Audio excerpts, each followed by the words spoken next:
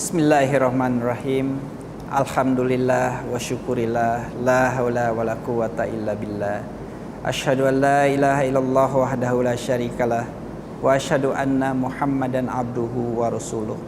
Faqala Allah ta'ala fi kitabihil karim. A'udzu billahi minasyaitonir rajim. Syahrul Ramadana unzila fihil Qur'an hudal linnasi wa bayyinati minal huda wal furqan. Al-ayat.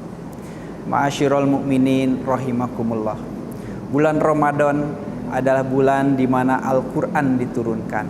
Hudal linnas wa bayyinati minal huda wal furqan.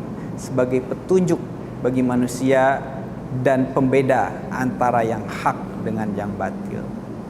Namun umat-umat yang menerima Al-Qur'an, umat Islam yang telah menerima, membaca, bahkan menghafal Al-Qur'an, mereka ada yang menjalankannya, ada juga yang hanya sekedar dibaca, ada juga yang memang sungguh-sungguh menjalankannya. Ini dijelaskan oleh Allah Subhanahu wa taala di dalam surat Fatir ayat 32. Summa aurasnal kitabal ladzina stofaina min ibadina faminhum dzalimun li nafsih wa minhum muqtasid wa minhum sabiqun bil khairat biidznillah. Dzalika huwal fadlul kabir.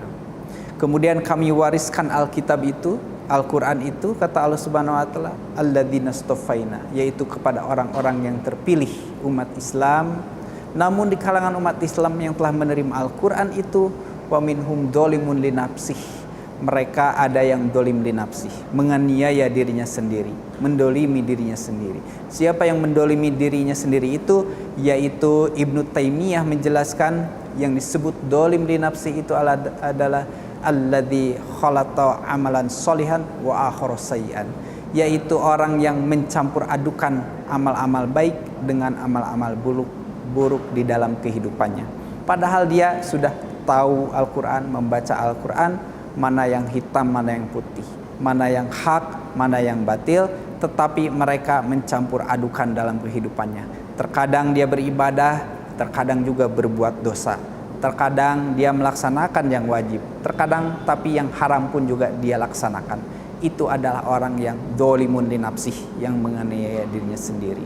Kemudian kata Allah Subhanahu wa taala, wa minhum muqtasid, ada juga kalangan umat Islam yang menerima Al-Qur'an, membaca Al-Qur'an, mengetahui Al-Qur'an, tapi dia muqtasid, berada di tengah-tengah. Berada di tengah-tengah ini menurut Syekhul Islam Ibnu Taimiyah yaitu adalah alladzi amila bima aujaballah wa taraka ma harramallahu alaihi faqat, yaitu mereka orang-orang yang dalam kehidupannya hanya melaksanakan yang wajib saja dan meninggalkan yang haram saja, tanpa mempedulikan yang sunnah-sunnah dan yang makruh-makruh. Tapi orang yang seperti itu jika bisa melaksanakan yang wajib dan meninggalkan yang haram dalam kehidupannya, kata Ibnu Taimiyah, hadhihi halul abror, ini sudah cukup baik. Jadi kita minimal dalam kehidupan ini bisa melaksanakan yang wajib dan meninggalkan yang haram. Itu sudah cukup baik, terhindar dari dosa. Meskipun kita tidak terlalu mempedulikan yang sunnah-sunnah dan yang makruh, tapi yang wajib kita bisa laksanakan, yang haram kita bisa tinggalkan.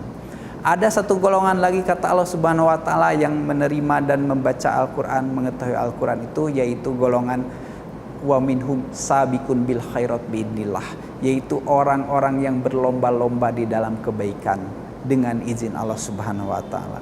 Jadi orang yang berlomba-lomba dalam kebaikan itu tentu yang wajib akan dilaksanakan, yang haram pasti ditinggalkan, bahkan yang sunnah-sunnah dia kerjakan. Bahkan yang makruh pun dia pasti tinggalkan. Itu adalah orang yang sabiqun bil khairat, berlomba-lomba di dalam kebaikan. Orang yang berlomba-lomba dalam kebaikan seperti itu, dia alladzi hasalalahul kamalul iman, dia orang yang berhasil meraih kesempurnaan iman. Bistifrogi wus'ihi, yaitu dikarenakan telah mengerahkan segala usahanya, segala kemampuannya, daya upaya dia kerahkan untuk bisa menjadi sabiqun bil khairat, berlomba-lomba di dalam kebaikan. Ilman wa amalan, tentunya disebabkan atau didasari karena ilmu dulu, kemudian amalan dia amalkan. Para ulama sepakat al ilmu qoblal amal, ilmu itu harus sebelum amal. Setelah kita tahu ilmunya bahwa hal tersebut wajib, hal tersebut haram, maka baru kita amalkan. Orang-orang yang sabiqun bil khairat ini dia mendapatkan al-amnu tam wal ihtida'u tam fid dunya wal akhirah.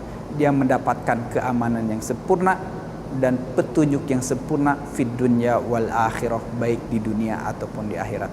Mudah-mudahan kita termasuk orang-orang yang sabiqun bil khairat bidillah, yang bisa berlomba-lomba dalam kebaikan dengan izin Allah Subhanahu wa taala. Setelah kita mengetahui Al-Qur'an, membaca setiap hari, kemudian kita memahami Al-Quran, kita amalkan, dan kita mampu menjadi sabiqun bil khairat, berkompetisi dengan keluarga, saudara-saudara, kawan kerabat untuk menjadi yang terbaik dalam beribadah kepada Allah Subhanahu wa taala, sehingga kita mendapatkan al-amnu tam wal ihtida'u tam fi dunya wal akhirah, mendapatkan keamanan yang sempurna, petunjuk yang sempurna fi dunya wal akhirah, baik di dunia dan terutama nanti di akhirat kelak. Demikian yang bisa saya sampaikan, mudah-mudahan menjadi ilmu yang bermanfaat. Rabbana atina fid dunya hasanah wa fil akhirati hasanah wa qina adzabannar. Amin ya rabbal alamin. Aqulu qouli hada wa astaghfirullah li wa lakum. Wassalamualaikum warahmatullahi wabarakatuh.